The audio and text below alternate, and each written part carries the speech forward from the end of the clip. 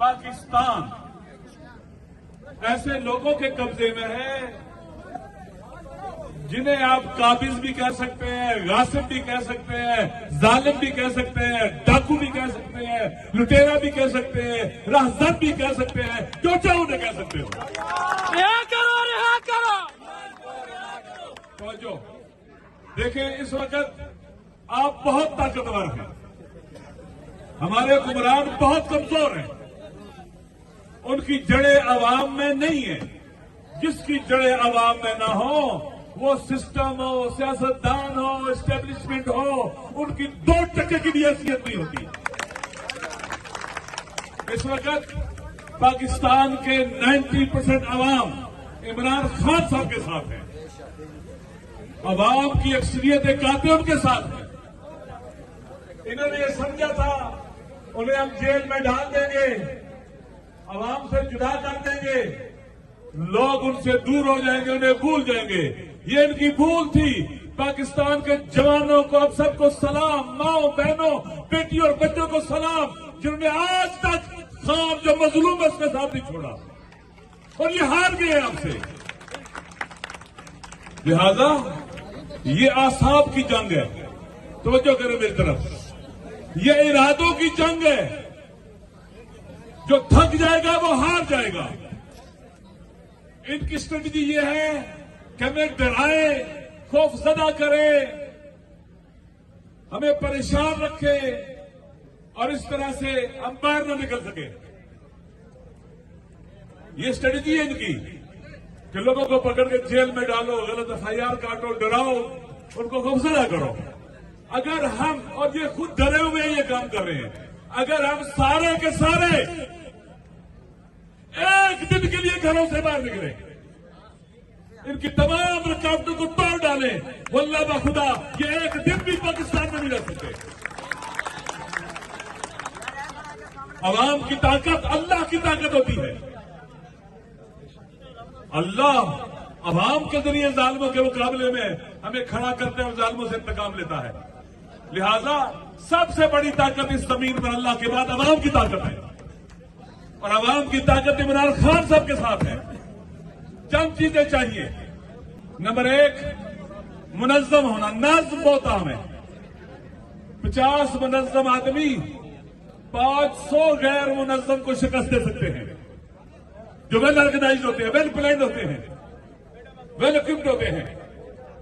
ये एक बात है। दूसरा ये है कि किस टाइम बाहर निकलना है, क्या कहना है, क्या नहीं कहना, इसका पता होना चाहिए। मद्दे मुकाबल के वीक पॉइंट पता होना चाहिए कि इसके वीक पॉइंट क्या है। हमारे मद्दे मुकाबल का सबसे वीक पॉइंट क्या है कि वो अवाम में जड़े नहीं रखता, और ये जो खौफ पैदा करके अपने आप को मुसल्लत रखना चाहता है, हमें उसके खौफ को तोड़ना है, खौफ की फजा को तोड़ना है। और इंशाअल्लाह अज़ीज जब खौफ की फजा टूटेगी, कैसे, जब आप बाहर निकलेंगे, हम सारे बाहर निकलेंगे, पूरा वतन बाहर निकलेगा इंशाअल्लाह अज़ीज। 8 फरवरी का दिन इन जालिमों के खिलाफ बेदारी का दिन है, होशियारी का दिन है, मैदान में निकलने का दिन है। जिस दिन उन्होंने अवाम के मैंडेट को लूटा, डाका डाला और ये जालिम मुसल्लत हो गए हम पर, इंशाअल्लाह अज़ीज 8 फरवरी के दिन हम सारे वतन में निकलेंगे, सड़कों पर आवाम का राज होगा इंशाअल्लाह। और इमरान खान पाकिस्तान के अवाम के दिलों में बसता है। उन्होंने इमरान खान को जेल में नहीं डाला, पाकिस्तान को कैदी किया हुआ है, और इंशाअल्लाह हम इस वतन को आजाद कराएंगे। इंशाअल्लाह खान को बाहर ला के रहेंगे इंशाअल्लाह अज़ीज। इंशाअल्लाह अगर हम निकलेंगे, अल्लाह हमारा हामी और नासिर होगा। अस्सलाम वालेकुम व रहमतुल्लाहि व बरकातहू। थैंक यू जनाब स्पीकर। आज फाइनली महमूद खान चकज़ई साहब का नोटिफिकेशन होने के बाद उसने अपने seat as a leader of the opposition accept कर लिया।